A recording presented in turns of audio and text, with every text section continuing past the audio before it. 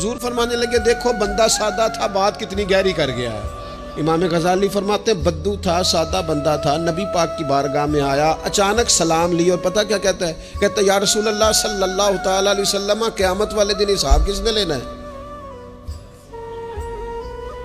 तो महबूब करीम ने नज़र मुबारक उठाई और ज़ेरे लब हुजूर भी मुस्कुराए। फरमाया हिसाब अल्लाह ताला ने लेना है। तो उसने कंधे पे चादर रखी और मुस्कुराने लगा।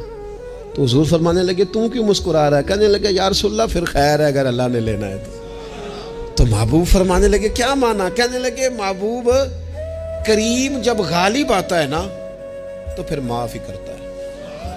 करीम जब गालिब आता है ना, उसने जब गालिब आना है ना, किसी बुजुर्ग से किसी ने कहा था कि बतौर मिसाल पूछता हूँ अगर आपका हिसाब क़यामत के दिन आपके माँ बाप के ज़िम्मे रखा जाए, तो बुजुर्ग कहने लगे नहीं नहीं, रब भी ठीक है, मेरा मालिक माँ बाप से ज़्यादा प्यार करता है।